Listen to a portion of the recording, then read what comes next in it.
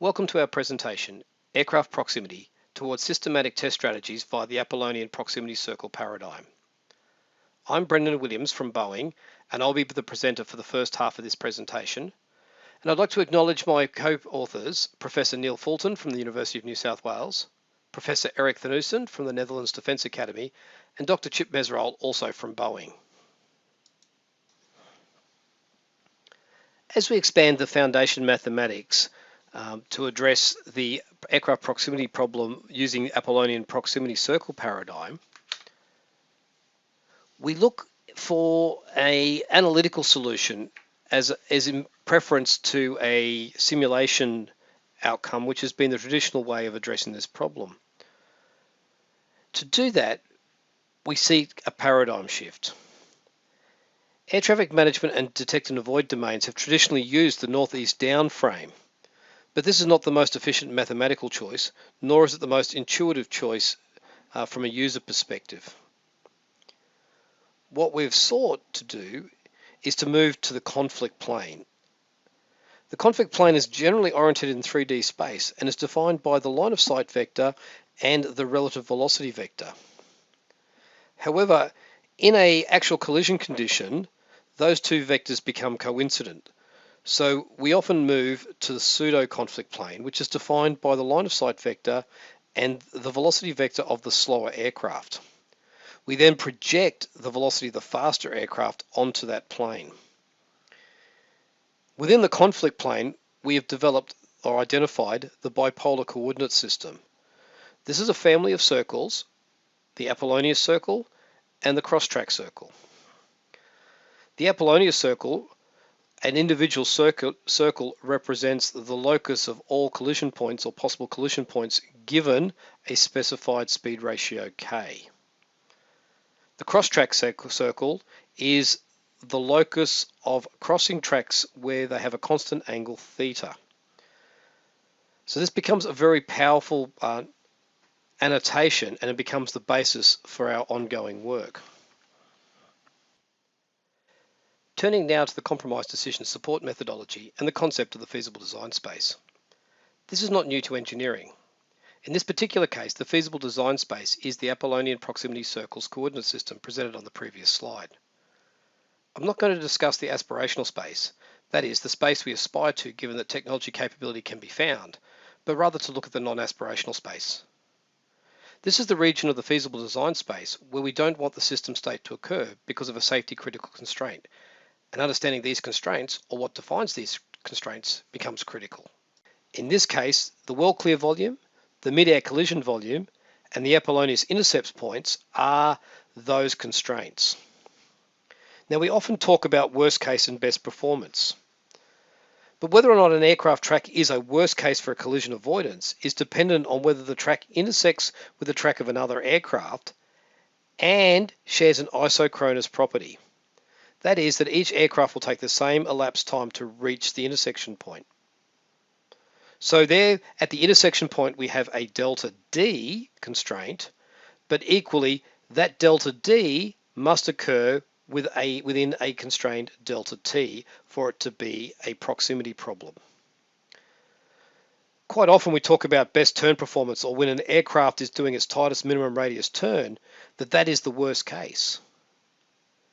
But it is only the worst case if that trajectory breaches the constraints of delta D and delta T.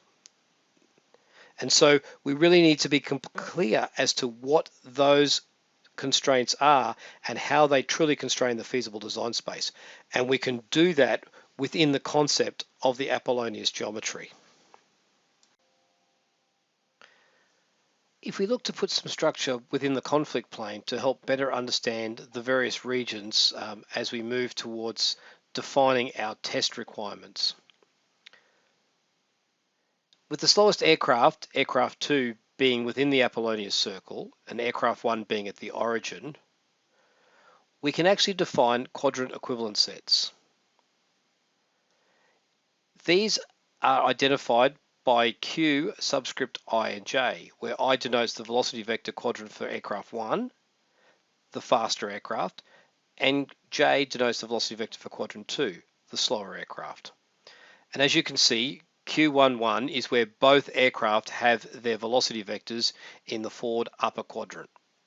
And we step through with the overlap quadrant of Q12 and Q22. And then we find that these are reflected around the line of sight vector, and we have an equivalence below with Q44, Q43, and Q33.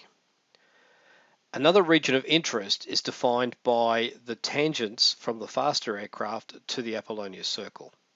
This is important because if the faster aircraft takes a track inside those tangents, it will cross the Apollonius circle and therefore form intercept points or potential collision points. And so they become regions of interest. The other is that as K gets smaller, the Apollonius circle tends to a straight line or a circle of infinite radius, and that becomes a dense point as well. Overlaying the contours of delta D onto the conflict plane, where delta D is the Apollonius distance at closest approach, or its equivalent time of delta T, we gain again a lot more information around the distribution across the conflict plane. When K equals 1, the Apollonius circle becomes a straight line or a circle of infinite radius. At K equals 1.25, the circle has clearly appeared, and we can start to see a density of contours around the left-hand part of the circle between the two aircraft. And as K increases, we start to see that density of contour starts to reduce. This becomes really important because it allows us to see where we need to put a lot of our test points. So obviously where the contour lines are dense, we would then put a lot more test points compared to where there was a sparser requirement, such as on the right hand side outside of the Apollonius circle. The information gathered over the last couple of charts allows us to define the Apollonius test regimes.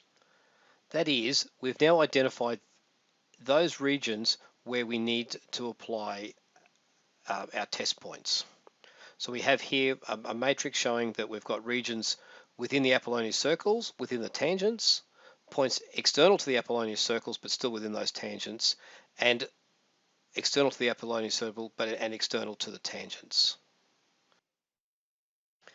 There is a symmetry about the line of sight vector. However, this does not mean that we can omit testing. Each quadrant of the circular function for each of the aircraft needs testing to assure correct operation. However, we can use the symmetry in two different ways. Recognizing the symmetry, we can change the test points above and below the line of sight to gain diversity of functional testing. Or we can exploit the symmetry to ensure that the test points that are reflections of each other achieve similar functional results. If we look to the asymptotic region, that region where as K approaches 1 and the circle becomes that of an infinite radius or a line, that region is also an area where we wanted to understand the rich behavior. So that's going to be a density of test points in there as previously described. This structure now gives us a much more formal basis for allocating our test points compared to just the concept of what we think are the critical geometries that may or may not apply. We have identified a number of areas for future research, and these can be seen in the context of reachability and intent. Reachability is whether the aircraft has the ability through its maneuver and performance to reach the point of interest, and the intent is what is the flight path after this point in time that we are considering. In the next two slides, I'll have a look at the false positive and turn policy reversals case, but also we've identified the roles of decision delays, where we can identify how long it is until a critical point in decision making. We don't have to make an immediate decision, but we don't have to put the countdown timer to 0, but can we use some of that time to have a better understanding of the scenario that's playing out before us. The final topic is that of well clear volumes and regained well clear. If the well clear volume is violated either through the temporal or spatial constraint, what alerting and guidance should be provided in this critical transition? These are all open questions and worthy of further consideration. An example of false positives can be seen when we look at two aircraft in parallel runway operations as they turn through base onto finals.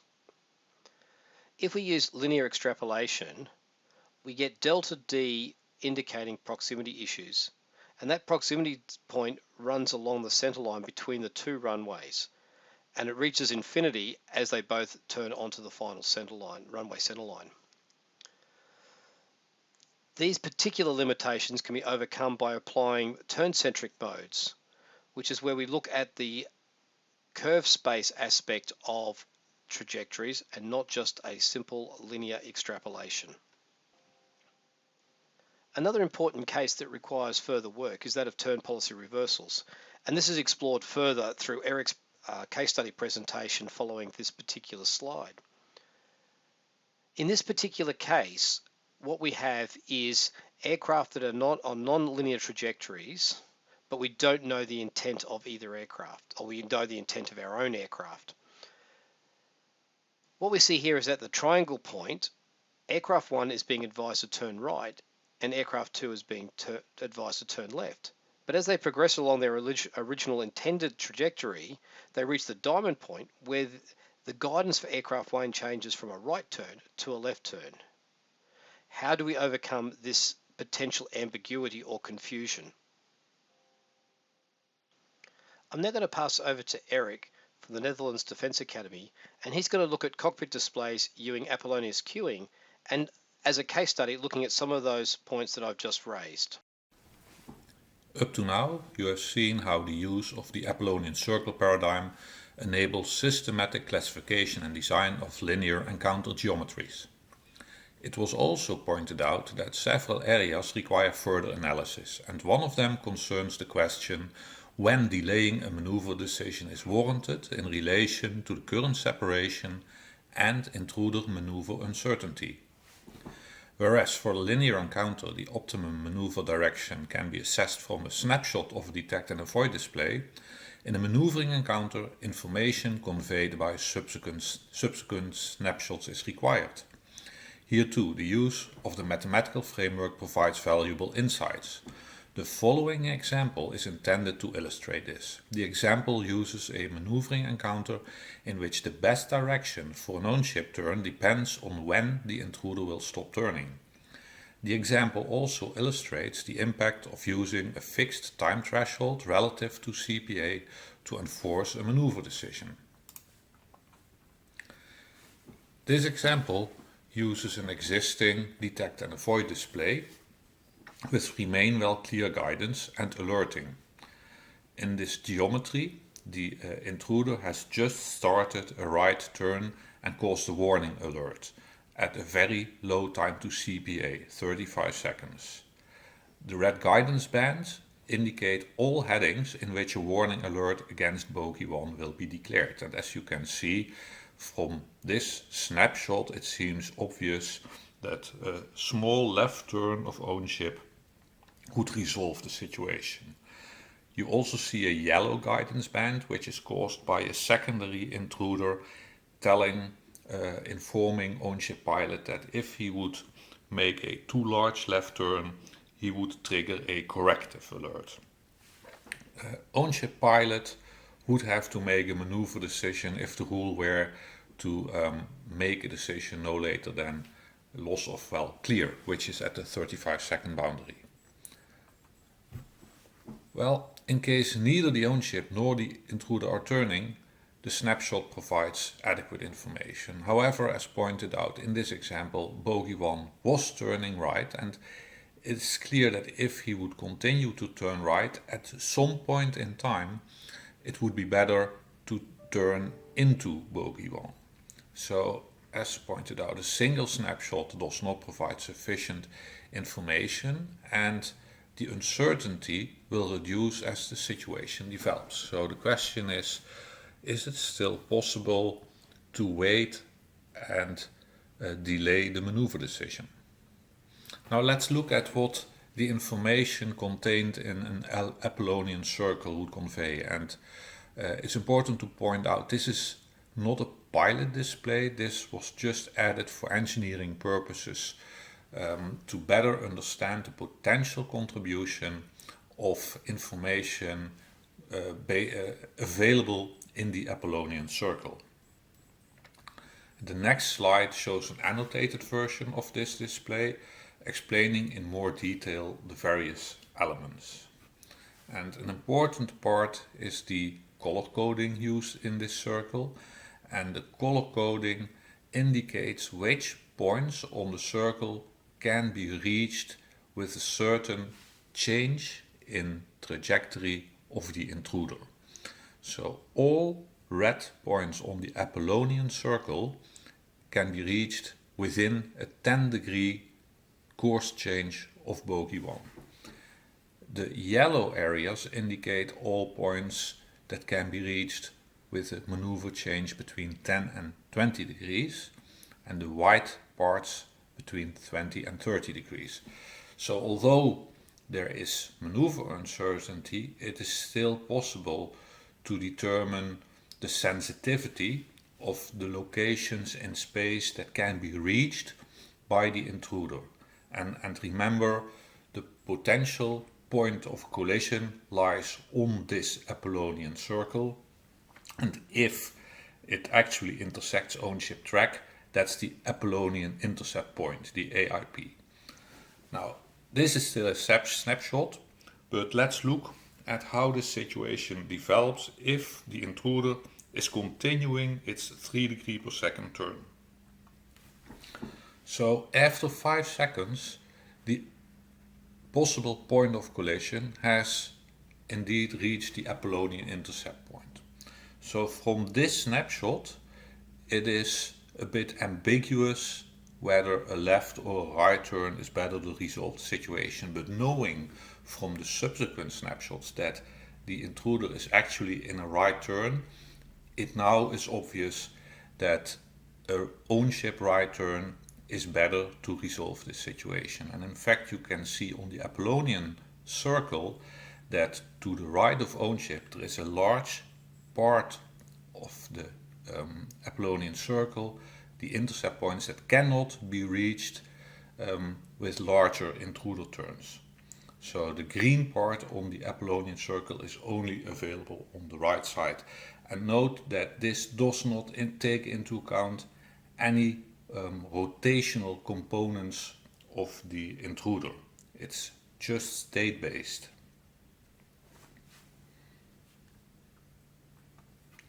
If ownership pilot were to decide to make a right turn at that moment, this slide shows how the situation would have developed after a course change of 60 degrees. It's important to note that the separation actually never decreased below 4,000 feet.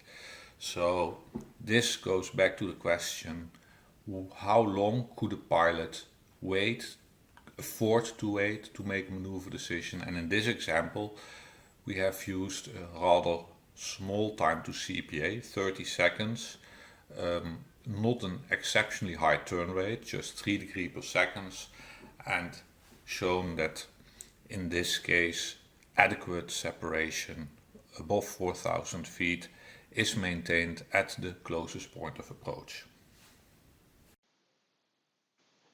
I hope you've enjoyed our presentation on aircraft proximity and open the floor to any questions. Thank you.